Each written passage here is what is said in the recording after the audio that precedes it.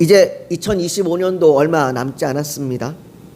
연말이 되면 이 사람의 마음이 복잡해지는 것 같습니다. 한 해를 보내기 싫은 아쉬움, 그 아쉬운 마음과 그리고 또 새로운 한 해를 맞이하기 위한 이 설렘이 섞여 있습니다. 또 연말이 되면 이렇게 사람들로 인하여 북적거리고 그 연말에 대한 그 들뜸이 있잖아요. 그래서 사람들과 함께 연말을 보내면서 그 들뜸을 같이 누리면서도 또 한편으로는 그 사람들 속에서 외로움을 느끼기도 합니다. 그래서 연말이 되면 더 그렇게 홀로 있는 사람들, 외로운 사람들에 대한 정이 더 커져가는 때가 연말이기도 하죠. 저는 매년 12월이 되면 새로운 다이어리를 구입했습니다. 그 다이어리에 매년 반복되는 새로운 일정들, 그리고 생일들, 매년 반복되는 생일과 그리고 일정 등을 다시 기록하고 또 계획들도 적어뒀습니다. 교회를 위한 사역들과 그리고 목회를 위한 사역들, 그런 것들, 그런 일정들도 이렇게 적어뒀죠. 그런데 지난 한 해 언젠가부터 그 적어뒀던 다이어리를 잘 펼쳐보지 않았습니다. 뭐 새로운 일정이나 뭐 이런 것들은 다이어리가 아니어도 요즘엔 스마트폰에 이렇게 다 쉽게 기록할 수 있어서 그냥 거기에 적었기 때문이기도 하겠지만, 아마도 더 근본적인 이유는 이 마음의 중요한 생각들을 그냥 흘려 보냈기 때문일지도 모르겠습니다. 다이어리에 무언가를 기록할 때는 단순히 일정을 기록한다기보다 그 일정으로 인한 많은 생각들을 하게 합니다. 그리고 그 생각들을 하면서 준비하게 되고 또 그로 인해 다른 불필요한 것을 하지 않거나 헛된 시간을 보내지 않도록 조정을 하게 됩니다. 또한 하지 못했던 것들에 대해서 그것을 보면서 반성을 하기도 하고 후회를 하기도 합니다. 뭐 물론 스마트폰에 기록했다고 해서 그런 것들을 못하는 건 아닌데, 이상하게 스마트폰에 기록된 건 그냥 쉽게 기록하고 쉽게 흘려보내는 것 같아요. 오늘 설교를 준비하기 전까지만 해도 전 내년도 2026년 다이어리를 살 생각이 없었습니다. 사지 않을 생각이었어요. 스마트폰에 적는 게 더 빠르고 또 금방 확인할 수 있고 뭐 다이어리를 가지고 다녀야 되는 불편함도 없으니까 뭐 굳이 살 필요가 있을까, 그냥 스마트폰에 적으면 되겠지, 그렇게 생각했습니다. 근데 설교를 준비하면서 내년도 새 다이어리를 구입하기로 했습니다. 비록 종이 위에 펜으로 기록하는 느린 방식이지만 일일이 다이어리를 펼쳐서 확인하고 그 확인하면서 그 일정들 하나하나를 다시 한번 깊이 생각해 보려고 합니다. 그러면서 내년도 목회에 세웠던 계획들, 그 계획들을 그때그때 점검해보고 계획해보면서 이것들이 과연 어떻게 교회와 목회 과정 가운데 더 유익이 될지를 다시 한번 좀 새겨보는 시간들을 가질 수 있을 것 같아서 구입하기로 했습니다. 이렇게 새로운 다이어리를 준비하고 또 새해가 되면 새로운 계획과 일정들을 세우는데, 그렇다면 그 계획과 일정을 세울 때에 제가 또는 그리고 그리스도인들이 중요하게 생각해야 하는 방향, 그 방향은 뭘까요? 여러분들께서도 아마 2026년에 소망과 계획을 하나씩 이제 세워 가실 텐데, 과연 무엇을 중요하게 여기면서 어떤 방향으로 우리가 계획들을 세워야 할까요? 오늘 우리가 좀 그것을 바울을 통하여 함께 좀 살펴보길 원하고 또 생각해 보길 원합니다. 먼저 우리는 하나님께서 계획하시는 분이라는 것을 기억해야 합니다. 우리가 계획하기 이전에 이미 하나님이 먼저 계획하시는 분이셨습니다. 하나님께서는 태초에 모든 만물을 창조하시기 전에, 그 창조하시기 전부터 모든 만물을 향한 계획을 가지고 계셨습니다. 그래서 하나님께서는 우리를 향한 계획 역시, 우리를 언제 택하셨냐? 우리를 태초에 택하시고 또 이미 그 영원 전부터 우리에 대한 계획을 갖고 계셨던 거죠. 이거를 신약적인 용어로, 신약 용어로 작정이라고 부릅니다. 하나님께서 태초에 모든 것을 만들기 이전에 세우신 계획을 작정이라 그래요. 그리고 하나님께서 그 작정하신 계획에 따라 모든 만물을 보존하시고 또 모든 만물과 협력하시고 그리고 통치하십니다. 이것을 신학 용어로 섭리라고 부릅니다. 즉 우리는 하나님께서 계획하시고 그에 따라 이루어 가시는 모든 일들 가운데 우리가 속해 있습니다. 그러나 이 말이 하나님께서 이미 다 계획하셨으니까 우리는 아무것도 하지도 않고 그냥 그저 흘러가는 대로 인생을 살아간다는 것, 이것을 말하는 것이 아닙니다.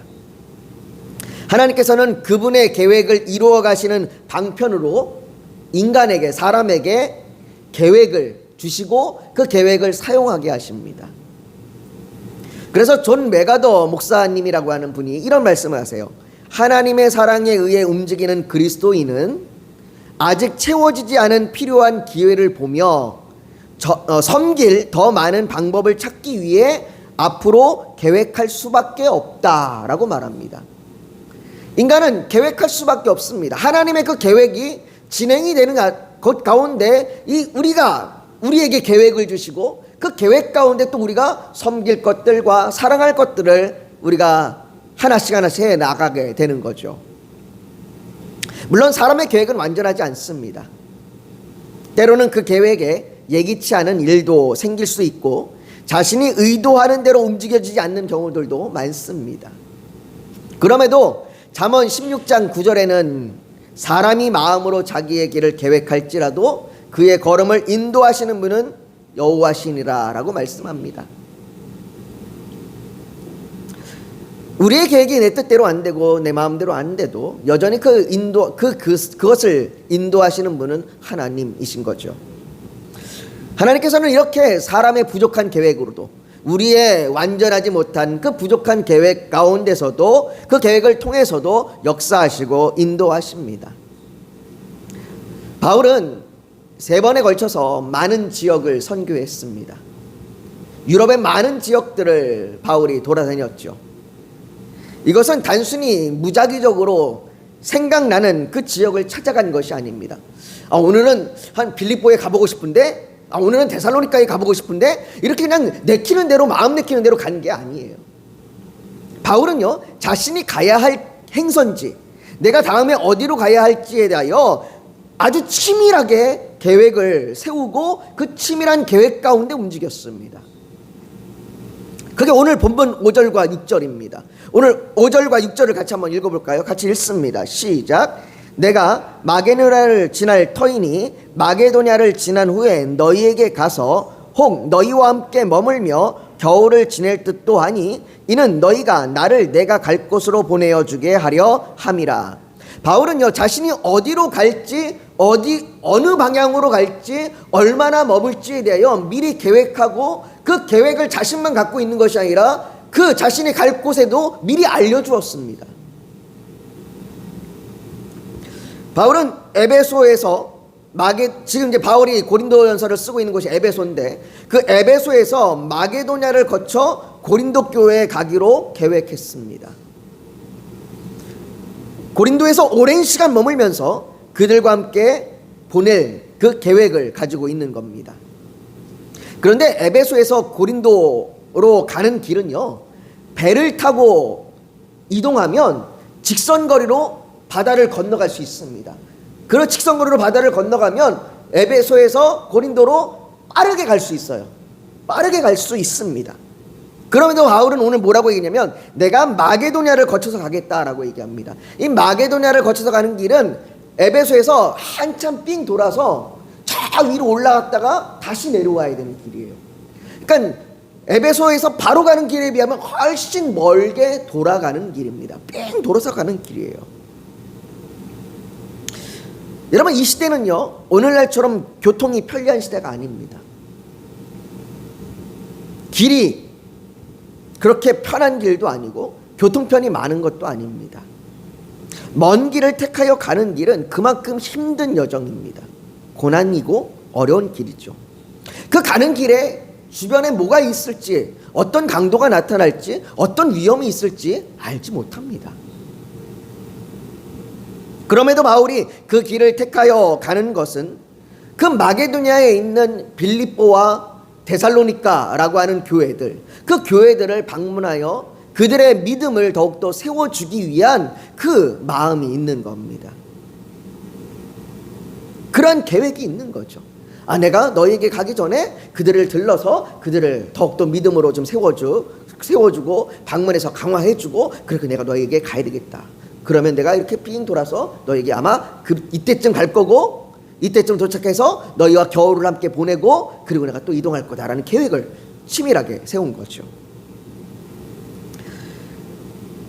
이 바울의 계획의 근거는요, 자신의 편함이 아니에요. 빨리 갈 수 있는 길, 편하게 갈 수 있는 길, 내가 가서 좀 빨리 쉴 수 있는 길, 그런 길이 아니라 하나님의 백성에게 가장 큰 유익이 되는 것이 무엇인가에 대하여 근거를 두고 있는 겁니다. 어떻게 해야, 어떤 계획을 세워야 하나님의 백성이 좀 더 유익이 될 수 있을까? 그리고 그 계획은 하나님 나라가 확장되는 하나님의 계획, 그 하나님의 계획에 우리가 함께 협력하는 그 하나님의 놀라운 섭리인 겁니다. 그렇게 하나님께서는 우리의 계획을 통해서 하나님의 계획을 함께 협력해 가시는 겁니다.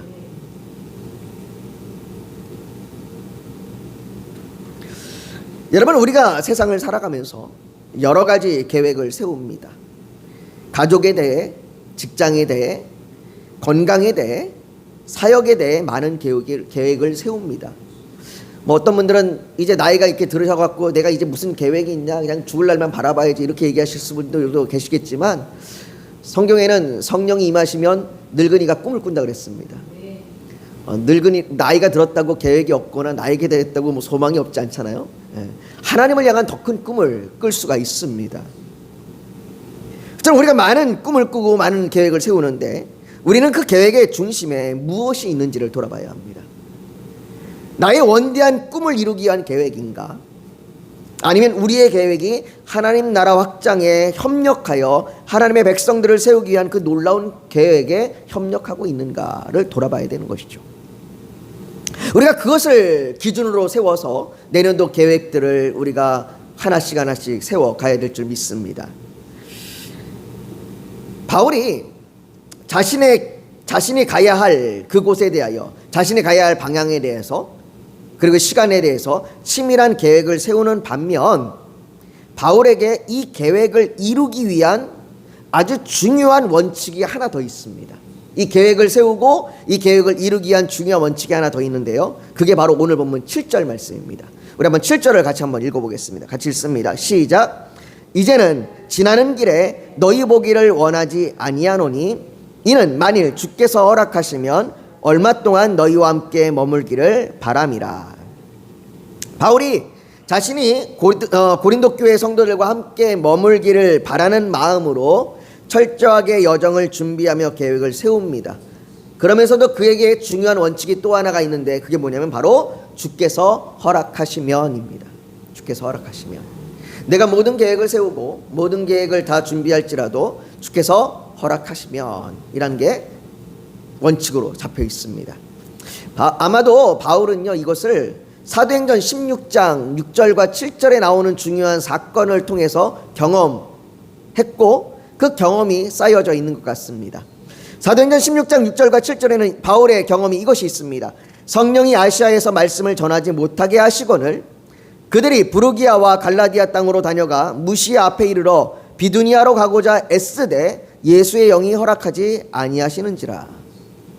바울은 이것을 경험했습니다. 내가 아시아로 갈 계획을 세웠는데 아마 그것을 계획을 철저하게 치밀하게 준비했을 겁니다. 그런데 주께서 허락하지 않으십니다.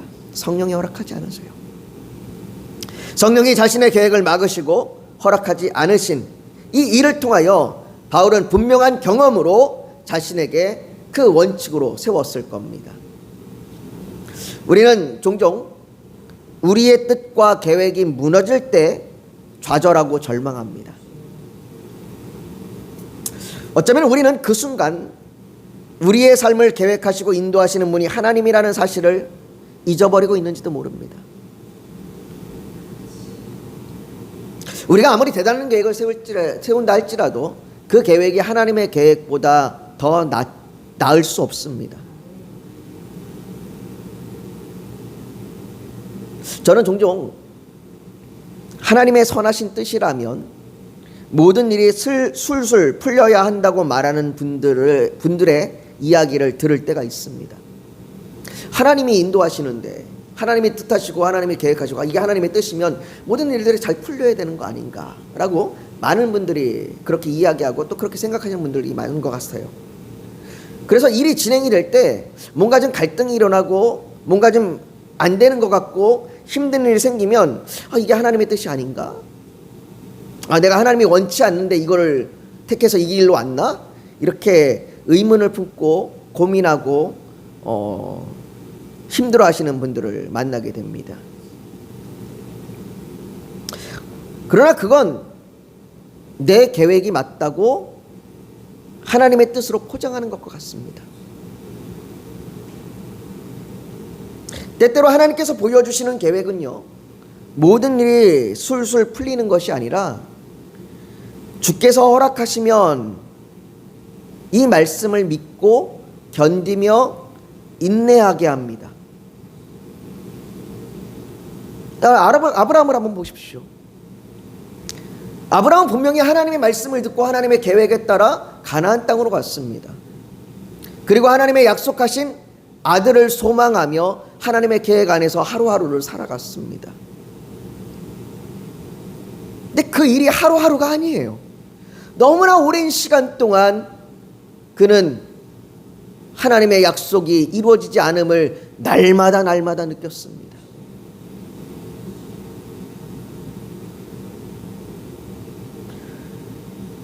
아브라함과 사라가 얼마나 그것이 힘들고 어려웠으면 사라는 아브라함에게 자신의 종 하갈을 주면서 아들을 낳으라고 그렇게 했습니다.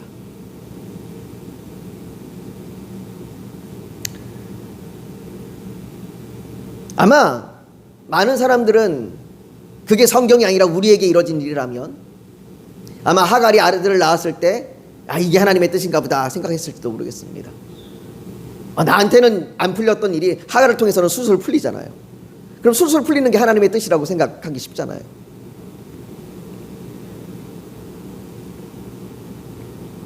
그러나 아브라함에게 하나님께서 세우신 계획은 술술 풀리는 일들이 아니었습니다. 그 시간은 결코 술술 풀리지 않았고 오랜 시간 동안 믿음으로 견뎌야 하는 시간이었습니다. 또한 하나님의 계획 속에서 우리가 믿음으로 나아갈 때 때로는 맞서 싸워야 할 용기가 필요하기도 합니다. 반대에 부딪히기 때문에 그래요. 오늘 본문 8절과 9절이 그런데요. 오늘 본문 8절과 9절을 같이 한번 읽어볼까요? 같이 읽습니다. 시작. 내가 오순절까지 에베소에 머물러 함은 내게 광대하고 유효한 문이 열렸으나 대적하는 자가 많음이라. 바울은 에베소에서 머물러 있을 때에 그 복음이 확장되는 놀라운 광대한 문이 열렸다고 얘기합니다. 유효한 문이 열렸습니다. 많은 사람들이 복음을 믿고 돌아오고 그들이 하나님을 경배하는 일들이 일어났습니다. 그러나 그 뒤에 뭐라고 얘기하냐면 대적하는 자가 많았다고 얘기합니다. 반대하는 자가 많았다고 얘기합니다. 바울은 이 상황을 실패로 느끼거나 회피하지 않았습니다. 우리는 종종 반대에 부딪히면 실패했다고 생각할 때가 많습니다. 우리가 교회를 세워가는 것도 지금 그렇잖아요. 하나님의 말씀을 연구하고 말씀을 나누고 기도하고 찬양하며 하나님의 뜻대로 세워보려고 애쓰지만 여러 가지 어려운 일들이 생깁니다. 반대가 생기는 거죠. 사단의 대적의 반대들이 생겨요. 그렇다면 그때 우리에게 드는 마음은 실패했다. 이게 아닌가 보다. 다른 방법을 찾아보자. 뭔가 사람들을 끌어들일 수 있는 만한 좋은 방법들이 있지 않을까라고 생각하게 됩니다. 여러분들이 만약에 누군가를 전도해서 교회에 나오기로 약속했는데 그 약속이 깨지면 오늘은 교회 못 갈 것 같아요. 내가 약속했지만 오늘은 집에 일이 있네요 라고 그 약속이 깨져버리면 실패했다고 느낄 겁니다. 놓쳤구나. 실패했구나. 그러나 하나님의 계획에는 실패가 없습니다. 하나님께서 계획하실 때 그 계획에는요, 이 반대 또한 포함되어 있습니다. 하나님은 모든 그 대적들이 대적하며 반대하는 것들을 모르시지 않습니다. 하나님의 계획에는 이 반대까지 포함되어 있습니다. 하나님의 계획에는 가룟 유다가 예수를 팔 것이 포함되어 있습니다. 요한복음 6장 64절에 보면 이렇게 얘기합니다. 그러나 너희 중에 믿지 아니하는 자들이 있느니라 하시니, 이는 예수께서 믿지 아니하는 자들이 누구며 자기를 팔 자가 누구인지 처음부터 아심이로라. 처음부터 아셨습니다.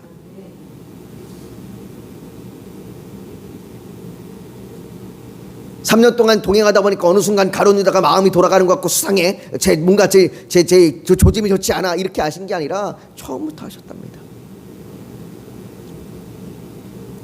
만일 가룟 유다가 예수를 판 것이 하나님께서 전혀 예상하지 못했던 하나님의 계획 밖에서 이루어진 것이라면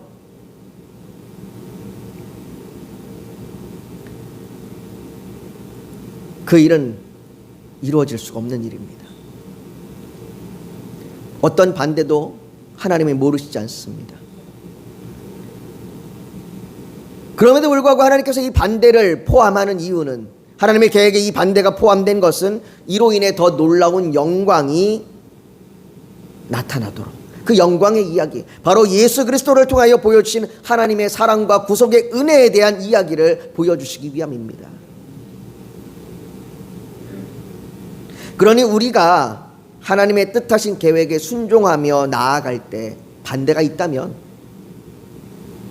그것은 실패가 아닙니다. 오히려 하나님의 계획이 크시면 크실수록 그 반대는 더 클지 모릅니다.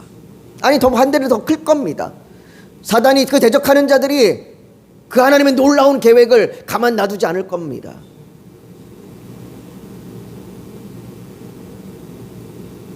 그러니 반대가 있다면 실패는 아닙니다. 그리고 그 모든 반대는 로마서 8장 38절과 39절에 보면, 내가 확신하노니 사망이나 생명이나 전사들이나 권세자들이나 현재일이나 장래일이나 능력이나 높음이나 깊음이나 다른 어떤 피조물이라도 우리를 우리 주 그리스도 예수 안에 있는 하나님의 사랑에서 끊을 수 없느니라 라는 이 말씀처럼, 그 어떤 반대도 우리를 하나님의 사랑에서 끊을 수 없습니다.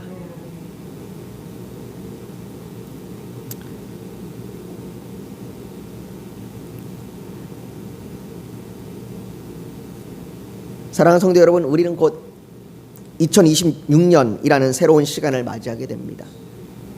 우리는 또다시 계획을 세우고 다짐을 하고 소망을 품을 겁니다. 그러나 오늘 본문을 통해서 우리에게 말씀해 주신 이 말씀을 통하여 우리가 분명히 알게 된 것은, 얼마나 치밀하게 계획을 세우느냐가 아니라 그 계획이 누구를 향해 있고 누구의 허락을 구하여 세워지는가입니다. 내가 아무리 치밀하게 계획을 세울지라도 그것이 나를 향하여 있고 나를 위한 계획이라면 그 계획을 바꿔야 합니다. 우리가 치밀하게 계획을 세우되 그 계획이 하나님을 향하여 있고 하나님의 백성들을 향하여 있고 또 하나님께서 허락하신 일들을 계획을 세워가야 할 겁니다.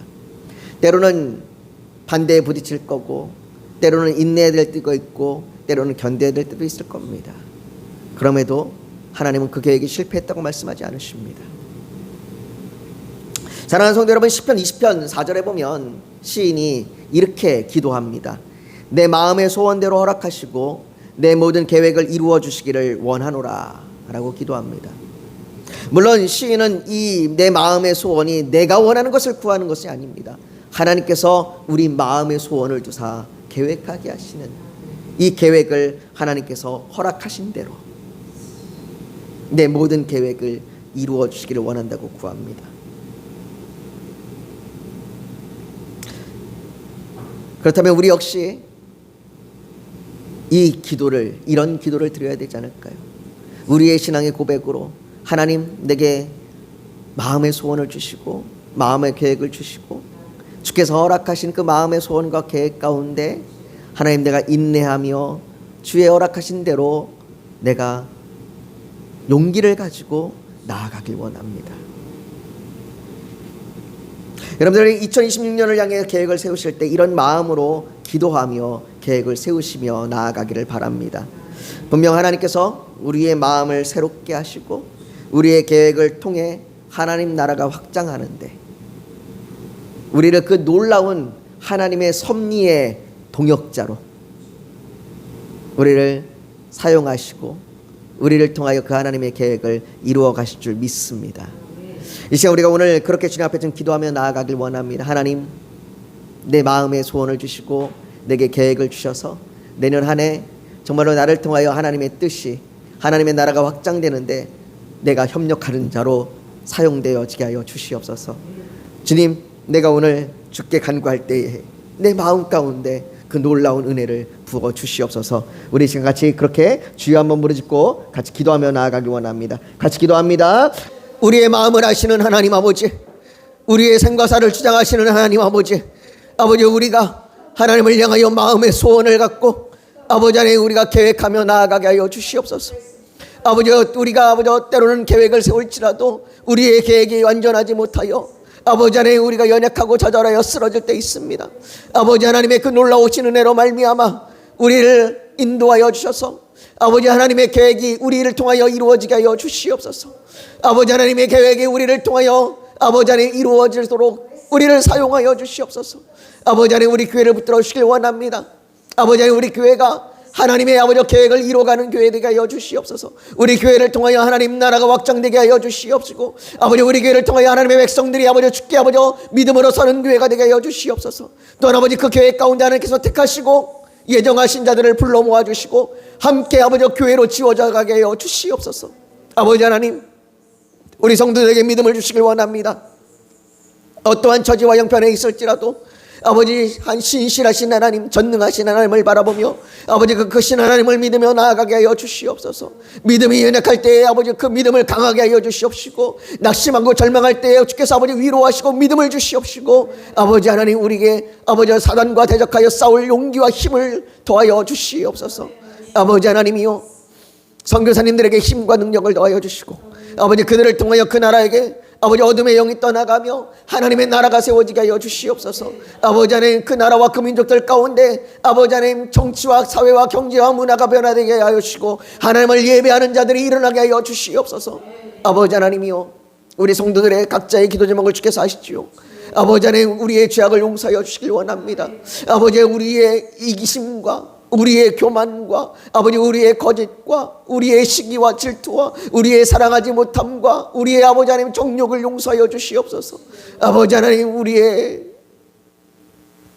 죄악을 용서하여 주시고 아버지 우리를 또한 질병에서 건져 주시옵소서.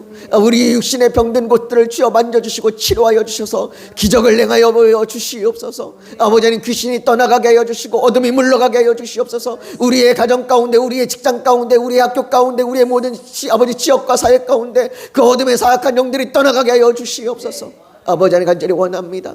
아버지 하나님, 우리가 마음의 소원을 가지고 가정을 위하여 직장을 향하여 아버지 하나님 우리의 사랑하는 이들을 향하여 간구하며 기도합니다. 아버지, 그들을 주께서 함께하여 주시고 그들을 인도하여 주시옵소서.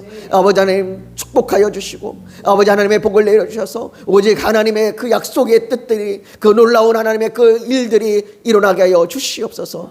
아버지 하나님, 모든 것 주께서 아버지 이루시고 행하시고 하나님의 뜻이 이루어질 줄 믿으며 모든 영광을 하나님께 올려드리며 예수님의 이름으로 기도하옵나이다. 아멘.